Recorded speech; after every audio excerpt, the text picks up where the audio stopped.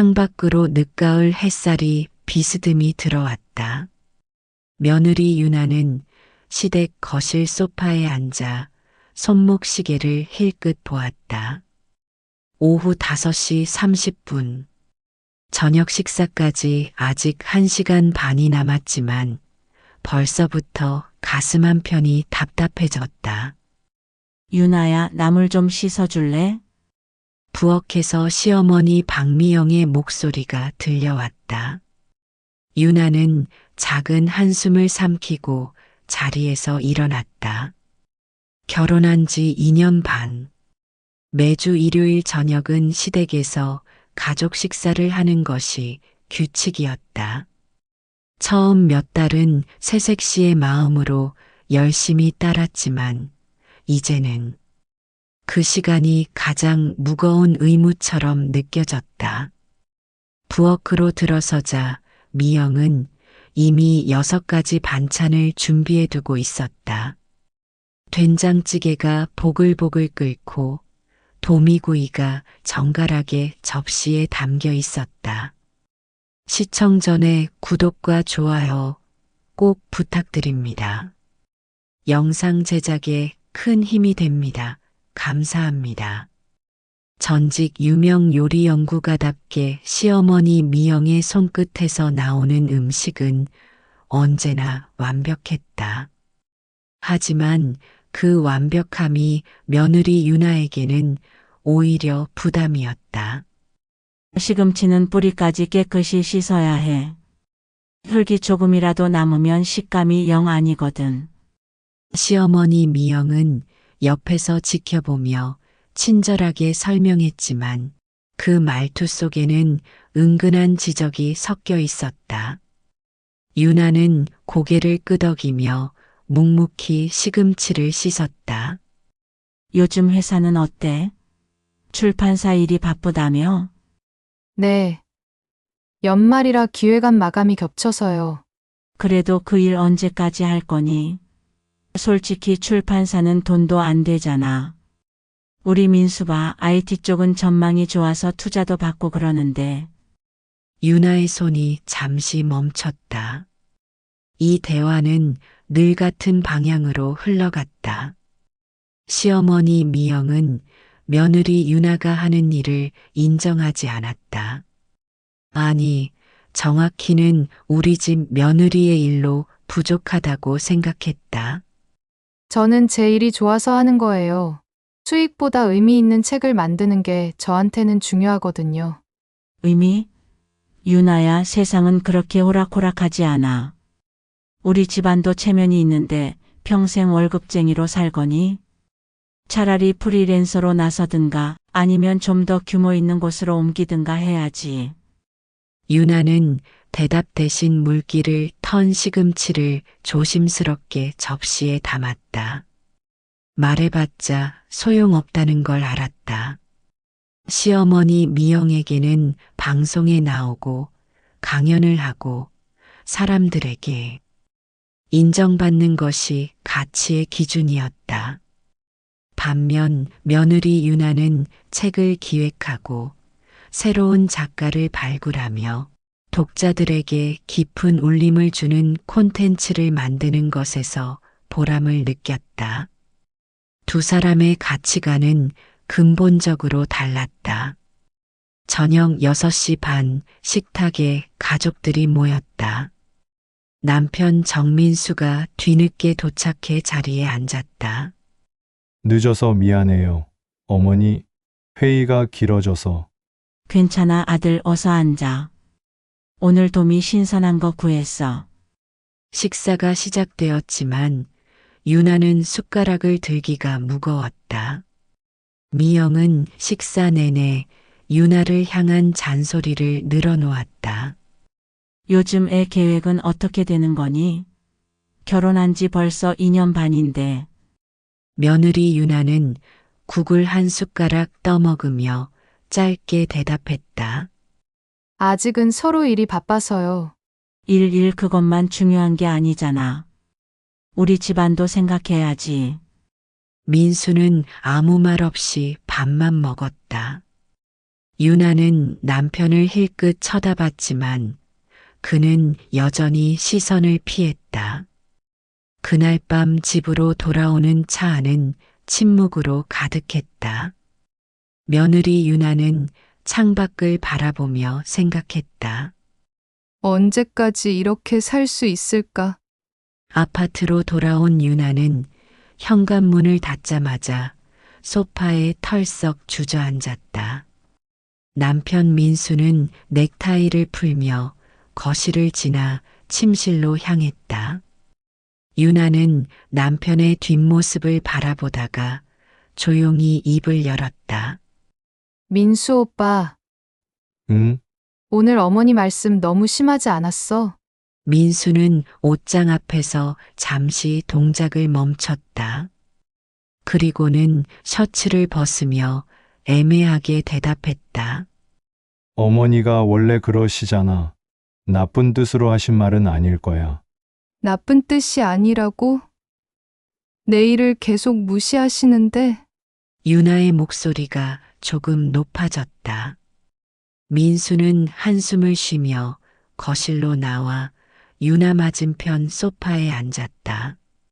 무시하는 게 아니라 걱정하시는 거지. 어머니 입장에서는 출판사 월급이 적어 보이니까. 그게 문제가 아니잖아. 나는 내 일이 좋아서 의미 있다고 믿어서 하는 건데 왜 그걸 이해 못 하시는 거야? 민수는 머리를 극적이며 난처한 표정을 지었다. 그는 이런 대화가 나올 때마다 늘 중간에서 눈치를 봤다.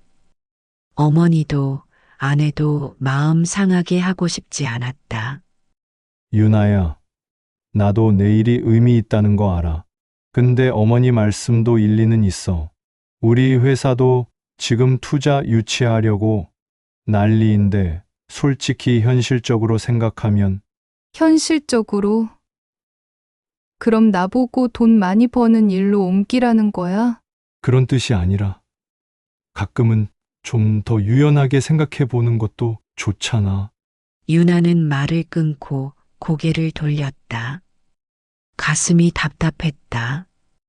결혼 전 민수는 유나의 열정을 존중해 준다고 했다. 출판사 일이 비록 박봉이지만 그 일을 사랑하는 유나를 응원하겠다고 약속했다.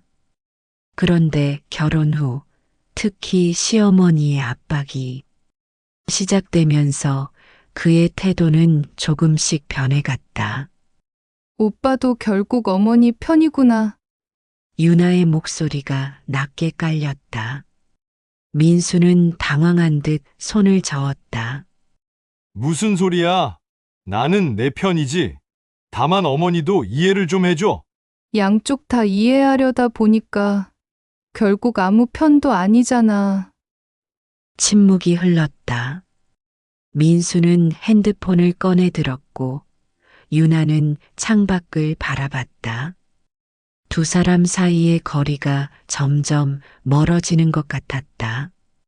다음 날 월요일 유나는 출판사에 출근해서도 어젯밤 대화가 머릿속을 맴돌았다. 후배 이지연이 커피를 들고 다가왔다. 선배, 무슨 일 있어요? 표정이 안 좋은데. 아니야, 괜찮아. 시댁도 갔다 왔어요? 후배 지연의 말에 유나는 피식 웃었다. 후배 지연은 그런 유나의 상황을 잘 알고 있었다. 입사 동기이자 절친인 그녀는 유일하게 유나가 속마음을 털어놓을 수 있는 사람이었다. 지연아, 나 요즘 혼자인 것 같아. 남편한테 말해도 제대로 된 대답을 못 들어. 형부가 또 어머니 편 들었어요? 편을 드는 게 아니라 양쪽 다 이해한다면서 결국 나만 양보하라는 식이야. 후배 지연은 한숨을 쉬며 유나의 어깨를 두드렸다. 선배, 언제까지 그렇게 참고 살 거예요? 선배는 정말 멋진 기획자인데 왜 자꾸 스스로를 작게 만들어요? 유나는 대답하지 못했다. 후배 지연의 말이 가슴을 찔렀다.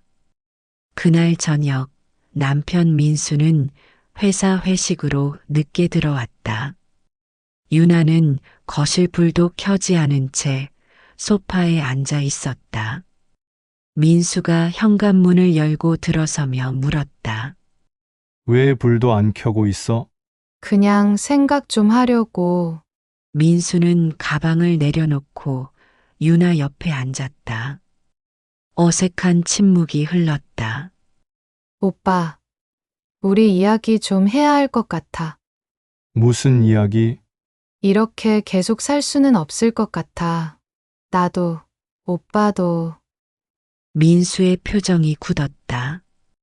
유나의 목소리는 차분했지만 그 안에는 더 이상 참지 않겠다는 결연함이 담겨 있었다. 그 주 일요일 유나는 다시 시댁 식탁에 앉아 있었다. 하지만 이번에는 뭔가 달랐다. 그녀의 눈빛에는 더 이상 참는 사람의 그림자가 없었다. 시어머니 미영은 평소처럼 반찬을 하나씩 유나 앞에 놓으며 말을 이었다. 유나야, 내가 듣기로는 요즘 출판업계가 정말 어렵다면서.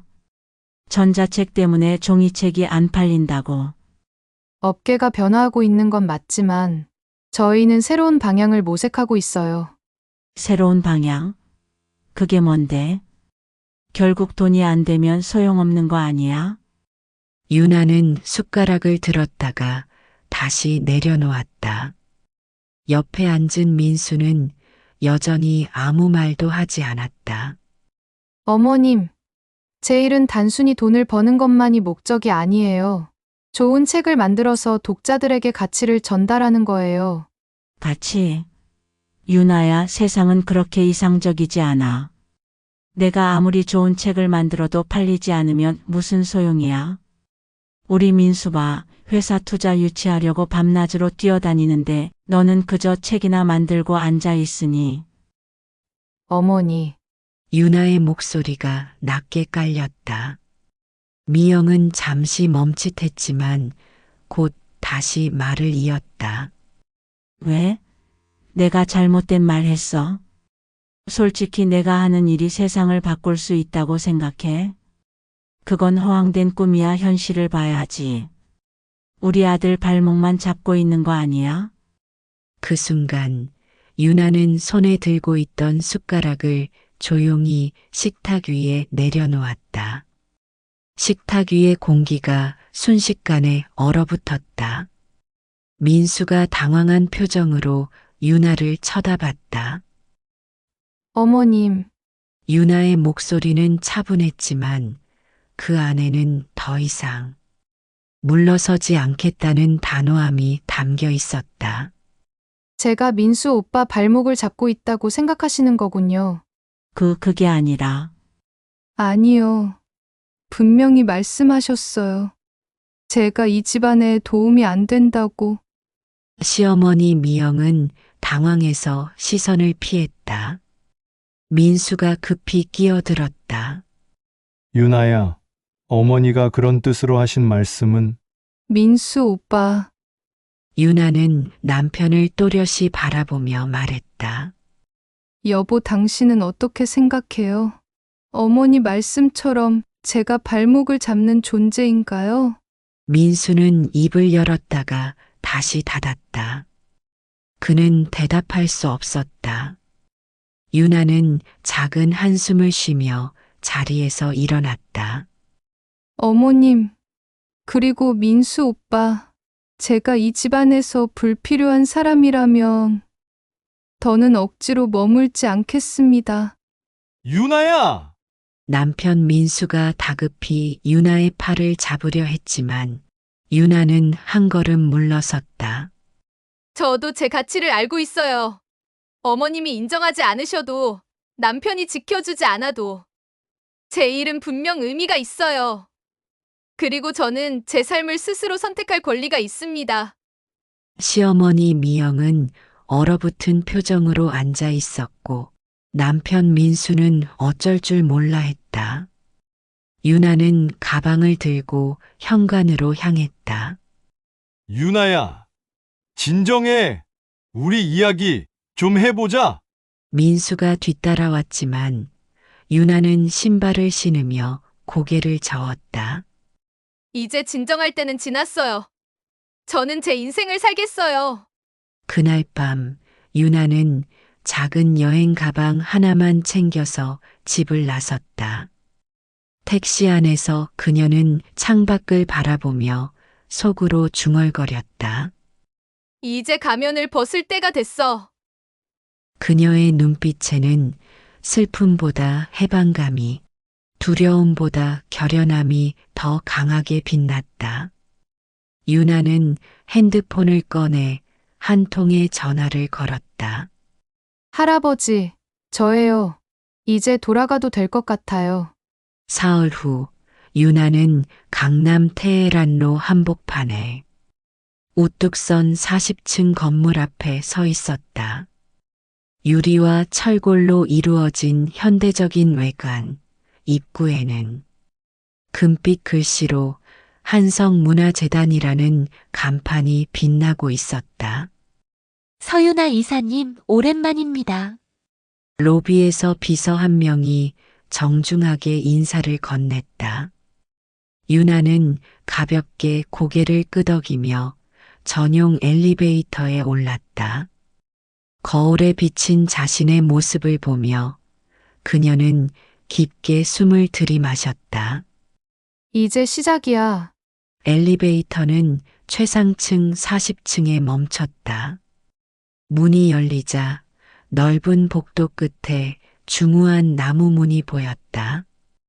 이사장실이라는 명패가 붙어 있었다. 유나는 노크를 하고 안으로 들어갔다. 할아버지, 넓은 책상 뒤에 앉아 있던 한기석 이사장이 고개를 들었다. 75세의 나이에도 여전히 카리스마 넘치는 눈빛을 가진 그는 손녀를 보자 부드러운 미소를 지었다. 유나야, 잘 왔구나. 네, 할아버지, 돌아왔어요.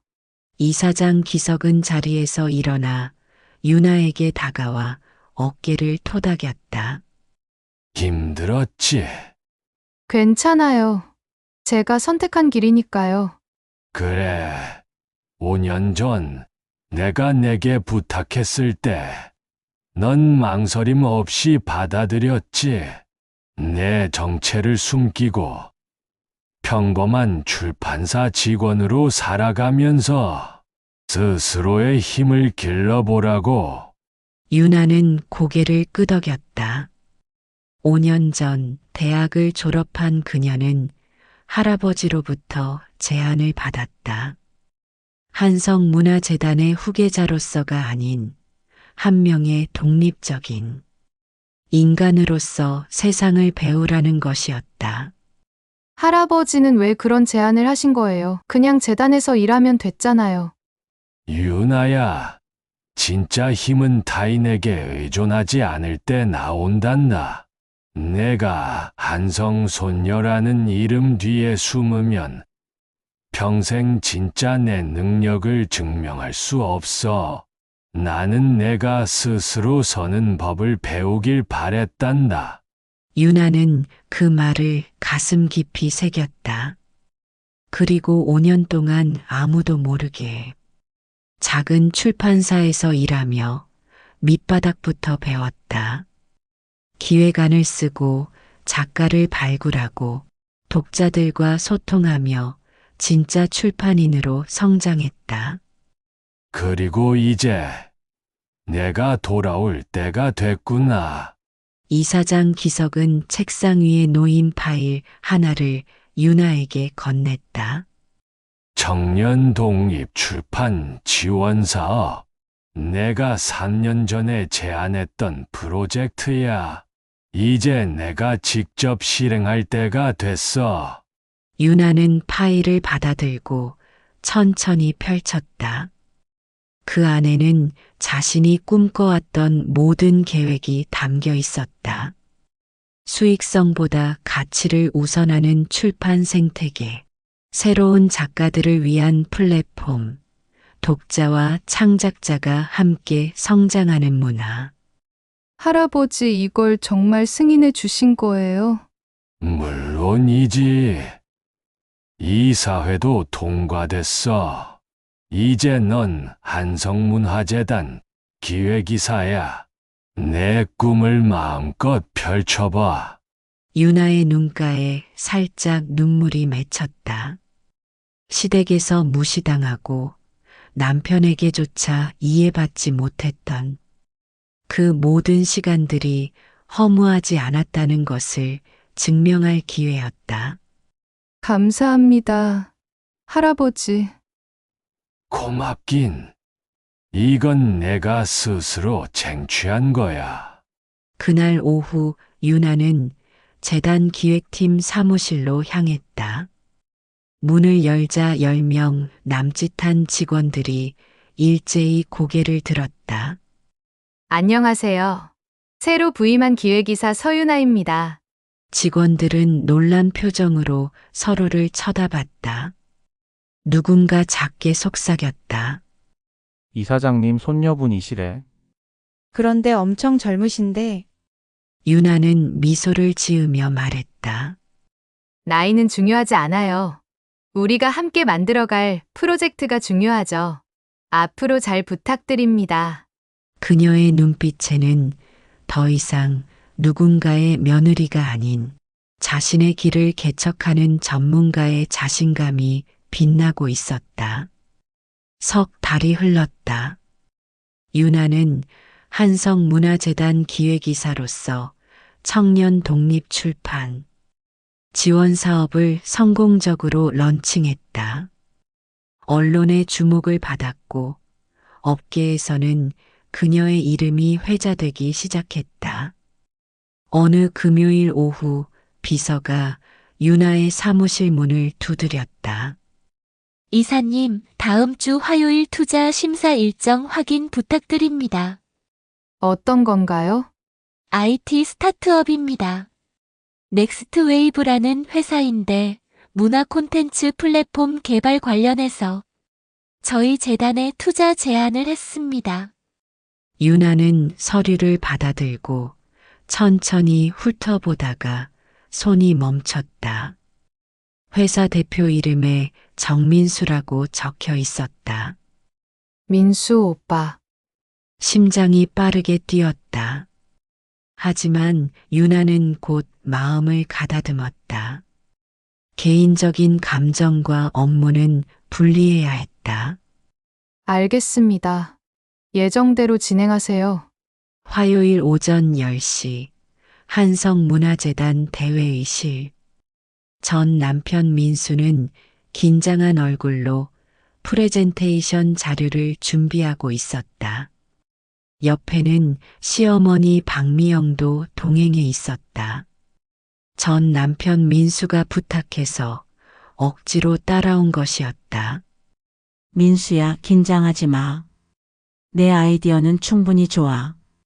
네, 어머니, 이번 투자만 받으면 회사가 정말 크게 성장할 수 있어요. 회의실 문이 열렸다. 재단 임원 3명이 들어왔고 맨 마지막으로 유나가 모습을 드러냈다. 단정한 네이비 수트에 머리를 뒤로 넘긴 모습.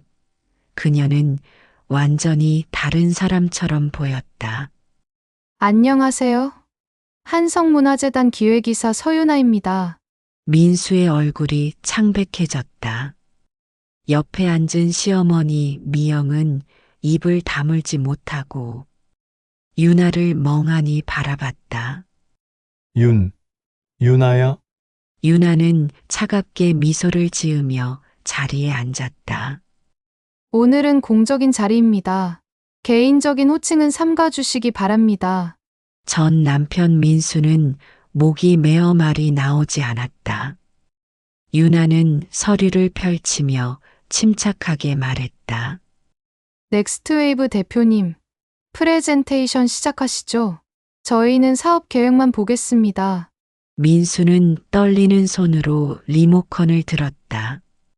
평소라면 자신 있게 발표할 수 있는 내용이었지만 지금은 한마디 한마디가 무겁게 느껴졌다. 저희 플랫폼은 독립 콘텐츠 창작자들을 위한 잠깐요. 유나가 말을 끊었다. 독립 콘텐츠 창작자 지원이라고 하셨는데 구체적으로 어떤 방식으로 수익을 창출할 계획이신가요? 자료에는 모호하게만 나와 있네요. 민수는 말문이 막혔다. 유나의 질문은 정확히 사업 계획서의 약점을 짚고 있었다. 그건 단계적으로 접근할 예정입니다. 단계적 접근이라는 건 구체적인 계획이 없다는 뜻으로 들리는데요. 회의실이 조용해졌다. 미영은 불편한 표정으로 끼어들었다. 유나 씨 그렇게까지 따지실 필요가. 박미영 씨? 유나는 미영을 똑바로 쳐다보며 말했다. 여기는 투자 심사 자리입니다. 감정이나 인간관계가 아니라 사업성과 실행 가능성만을 평가하는 곳이에요. 혹시 그 점을 오해하신 건 아니시죠? 미영의 얼굴이 붉어졌다. 한때 자신이 무시했던 며느리가 이제 자신을 평가하는 자리에 앉아 있었다. 프레젠테이션은 어색하게 이어졌고 마침내 끝났다. 유나는 서류를 덮으며 말했다. 검토 후 일주일 내로 연락드리겠습니다. 오늘은 이만 마치겠습니다.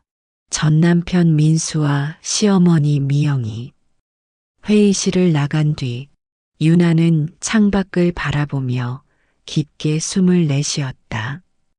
가슴 한편이 아팠지만 그녀는 흔들리지 않았다. 몇 달 후 시어머니 미영은 집 거울 앞에 앉아 자신의 모습을 바라봤다. 주름진 얼굴, 지친 눈빛. 시어머니 미영, 그녀는 작게 중얼거렸다. 아, 내가 정말 잘못 봤구나. 유나의 진짜 가치를, 진짜 능력을 못 알아봤구나. 같은 시각 유나는 기자회견장에 서 있었다. 수십 명의 기자들 앞에서 유나, 그녀는 당당히 선언했다. 사람의 가치는 직업의 크기나 겉모습이 아니라 무엇을 지향하느냐에서 나옵니다. 한성문화재단은 앞으로도 진정한 가치를 추구하는 창작자들을 지원할 것입니다. 플래시가 터졌고 박수가 쏟아졌다. 유나는 미소를 지었다. 이제 그녀는 누구의 그늘도 아닌 자신만의 빛을 발하고 있었다. 타인의 인정에 의존하지 않고 스스로의 가치를 증명하는 것, 그것이 바로 진정한 힘입니다. 억압과 무시 속에서도 자신의 신념을 지키며 성장한다면 언젠가 그 진가가 드러나게 됩니다. 사람의 가치는 외적 조건이 아니라 무엇을 지향하며 살아가느냐에서 결정됩니다. 쉽게 휘둘리지 않는 내면의 강인함과 독립성을 키울 때 우리는 비로소 자신만의 빛을 발할 수 있습니다. 진정한 성공은 타인을 눌러서가 아니라 스스로를 증명함으로써 이루어집니다. 오늘의 이야기 재밌으셨나요?